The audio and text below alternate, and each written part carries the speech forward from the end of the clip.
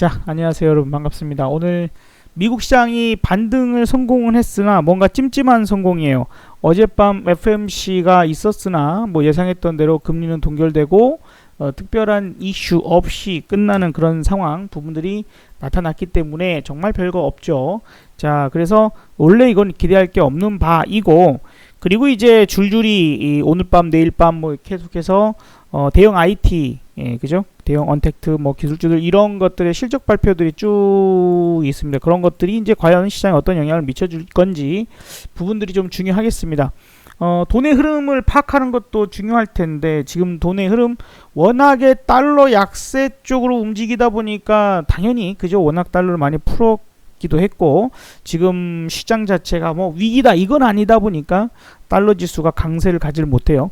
오히려 시장이 위기다라고 느낌이 온다면 아마 달러가 다시 강세를 갈 수도 있습니다. 왜냐하면 전 세계에서 예를 들어서 일본이 망했어. 충격은 받을지언정 다 망하지 않아. 예를 들어서 독일이 망했어. 근데 충격은 클지언정 전 세계가 다 망하진 않아. 그죠? 근데 미국이 망했어. 이건 가장 심각하죠. 그렇기 때문에 이제 기축통화를 가지고 있기도 하고, 그래서 결국에는 미국이 가장 안전해 이렇게 돼버리는 상황이기 때문에 미 국채나 달러가 그런 부분에서 움직임이 나올 수가 있어요. 근데 이제 우리나라가 워낙 강세 움직임 보이다가 오늘은 약세 움직임 쪽으로 좀 방향이 나오고 있죠. 뭐 그렇게 크다라고 보기는 어렵지만 일단은 그래도 그죠, 원화 약세 요 부분에서는 더 이상 원화 강세로 가지 않는 그런 구간이 1180 90원 뭐 그죠, 90원 정도를 지지하려고 노력을 많이 합니다. 그래서 여기서 이제 이렇게 나가는 부분들 과연 이제 그 자리적인 부분들, 그러니까 금액적인 부분들로 나오는 건지, 아무래도 이제 보통 월 말이 되면 수출하고 이런 회사들이 달러를 받아가지고 그걸 이제 정산을 다시 원화로 바꾸는 경우가 많아요. 그래서 원화가 뭐 좀 이제 수요가 딸려서 강세로 가는 경우가 종종 있는데, 뭐 월말 7월 30일, 30일 이렇게 봤을 때는 그런 현상은 지금 거의 나오고 있지 않는 그런 부분들 이네요. 그죠? 그러니까 지금 우리가 생각하는 것보다 조금 더 빠른 속도로 원화 약세가 진행되고 있는 것일 수도 있습니다. 자리적으로는 원화 상당한 강세 자리인 거죠. 하지만 흐름이 지금 이제 오늘 하루에 흐름적인 부분은 분봉상에서도 자 이렇게 원화 약세 방향으로 움직이고 있구나 라고 생각을 해야 될 것 같고요. 그동안 이제 원자재 금값이 엄청나게 폭등을 했고, 사실 지금도 무척이나 비싼 가격입니다. 금, 은 최근에 많이 올랐어요. 그러나 다른 것들, 구리 같은 경제 상황을 대변해주는 이런 원자재 가격이 오르지 않았다라는 것들을 감안해 봤을 때, 그죠? 안전자산 선호 현상으로 봐야 할 것이고, 또 이것이 중국과 미국 간의 갈등이 심화될 것이다라는 그런 포인트들. 그래서 이제 우리가 그거 관련돼서는 종목을 두 개를 봐야 한다라고 말씀을 좀 드렸었는데, 그 종목 중에 하나가 많이들 알고 있는 히토류, 중국 쪽 무기 히토류인 유니온이고, 두 번째 종목은 이제 제가 알려드린 태경케미컬, 요거는 이제 미국 쪽으로 헬륨가스입니다. 서로가 이제 헬륨가스 같은 경우에도 반도체 웨이퍼를 만들 때 반드시 필요로 하는 가스이다 보니까 그 생산에 미국이 이제 세계 1위, 2위가 카타르, 3위가 러시아. 물론 이제 중국이 러시아랑 이제 손잡으면 또 그런 부분들이 어느 정도 막 엄청난 힘을 발휘하지는 않겠지만, 그래도 그런 포인트에서는 좀 생각을 해볼 필요는 있겠죠. 그래서 자원 전쟁으로 가는 거냐, 일본이 우리한테 못된 짓을 했던 것처럼 서로 간에 이 전략적 그런 금수 조치 부분들이 취해지게 된다면 아무래도 그 자원 전쟁 분위기가 출해가 될 가능성들이 있다 하는 부분에서 저런 종목들이 상승을 할 때에 반드시 생각해야 된다는 그런 포인트입니다. 자, 어제 제가 시대가 좀 변해가고 있고 연관되어 있는 종목들을 이제 일부만 말씀을 좀 드리긴 했지만, 오늘도 어제 언급해드렸던 뭐 다운지수 아직도 강력하게 모습을 보여주고 있고, 태용 눌렀다가도 금방 올라와 버리죠. 오늘도 뭐 눌림목 구간 정도라고 봐야 될 것 같고, 두산중공업도 마찬가지예요. 안 죽어요. 이런 포인트들이 환골탈태를 한 기업들, 종목들이라고 봐야 될 것 같고, OCI도 마찬가지 부분들입니다. 지금 당장은 타이밍 잡거나 바로 여기서 급등하거나 이런 부분들 나오진 않겠지만, 앞으로 수소, 에너지, 수소 관련된 종목들을 잘 살펴볼 필요가 있다라고 좀 생각되고요. 클린 에너지예요. 결국엔 뭐 꼭 수소 에너지라기보다는 수소, 뭐 태양광, 풍력 뭐 이런 부분들. 풍력 같은 경우에도 오늘 태웅도 그랬었지만 CS 윈드 같은 종목이 계속해서 그 초강력 상승을 이어가고 있는 중입니다. 유럽에서도 마찬가지로 계속 튀어나가는 부분들 있고요. CS 윈드 같은 경우는 이제 대만이 지금 15가 기가 정도 전력 생산을 해상 풍력, 거긴 또 어쨌든 대만도 좀 크긴 하지만 섬은 섬이니까, 그러니까 이제 우리 여러분들이 서해안이나 가보시면은 정말 바람이 끊임없이 불죠.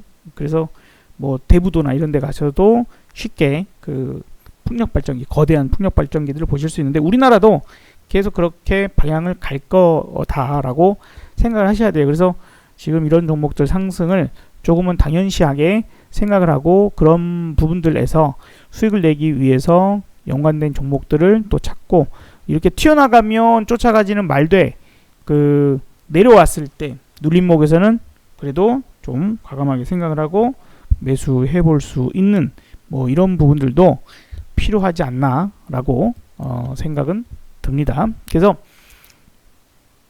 이제 인류가 필요로 하는 것과, 인간들이 필요로 하는 것과 반드시 해야 하는 것이 있어요. 근데 이때까지는 필요로 하는 것이 먼저 올랐어요. 그죠? 백신, 언택트 뭐 이런 등등등. 그래서 필요로 하는 것들이 지금 먼저 올랐는데, 결국에 이제 크게 올라갈 것은 해야 할 것입니다. 의무사항. 그것이 바로 환경을 파괴하지 않고 지구와 공존해서 살아나갈 수 있도록, 그죠?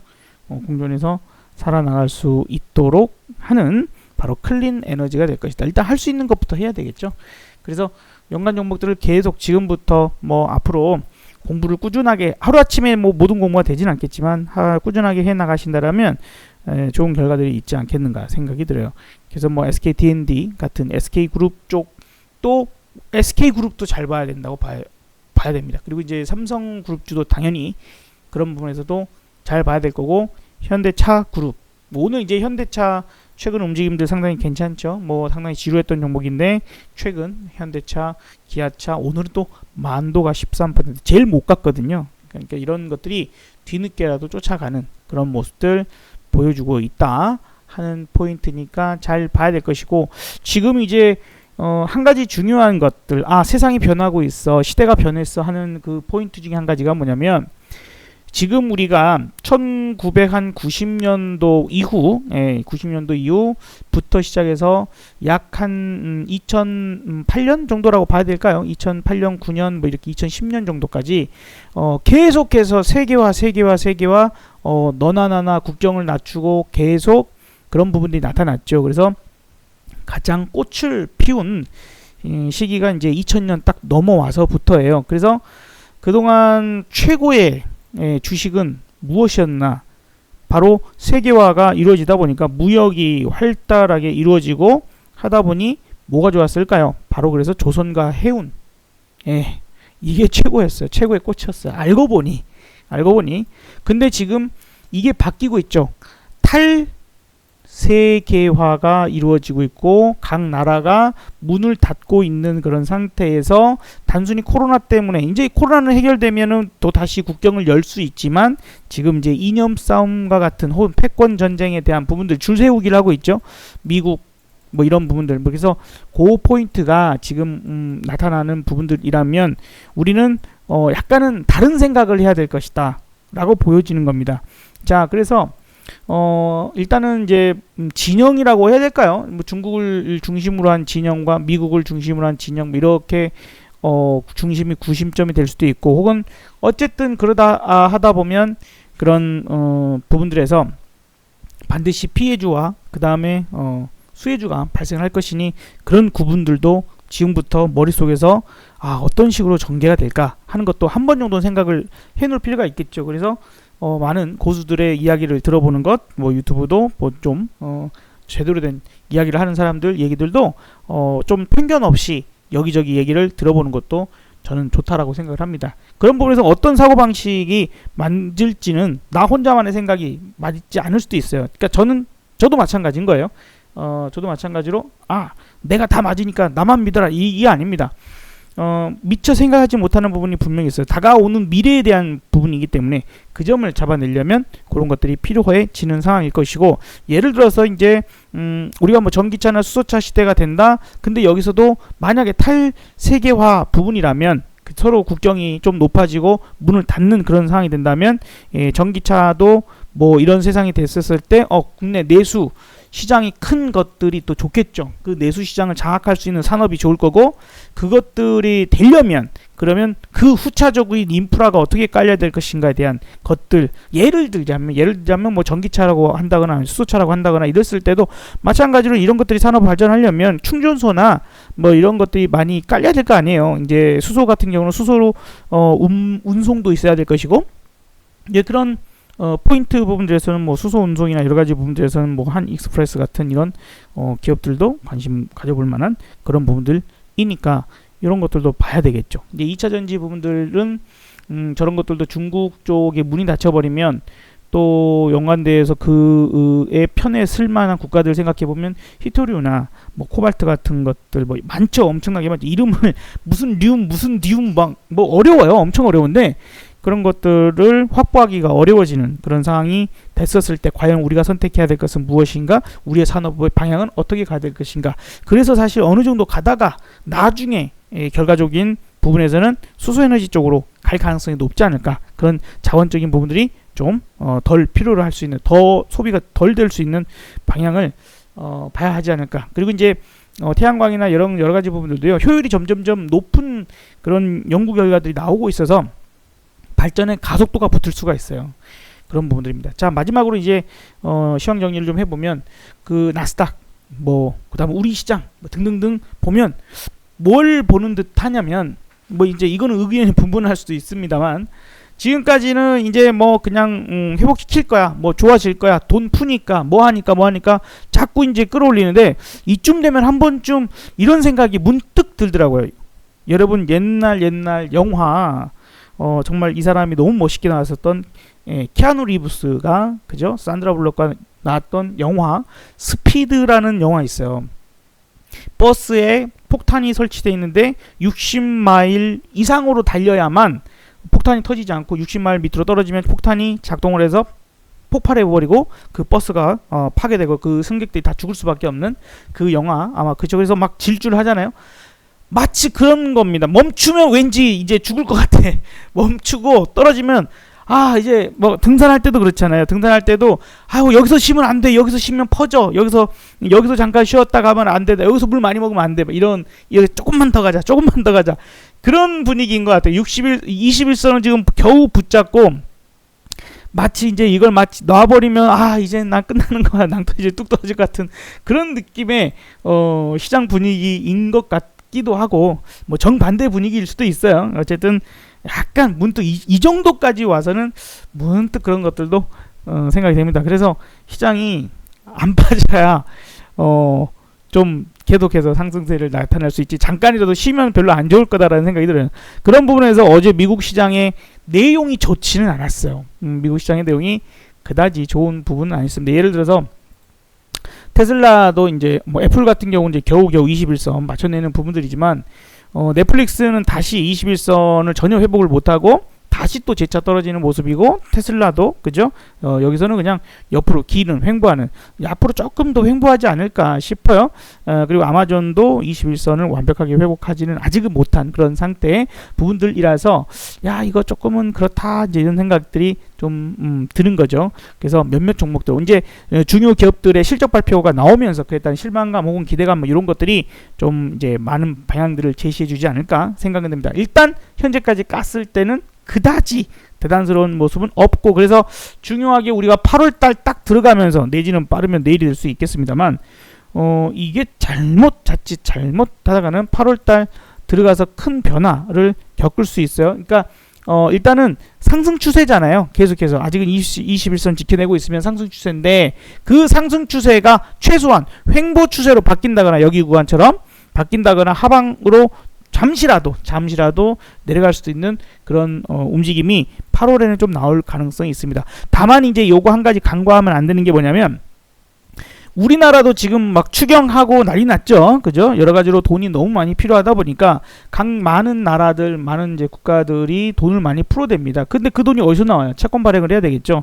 채권 발행을 상당히 많이 아직까지도 진행을 해야 되는 그런 상황일 것 같아서 8월 달에도 뭐 우리가 앞서서 나왔던 뭐 2월, 3월에 그런 식의 폭락은 없다.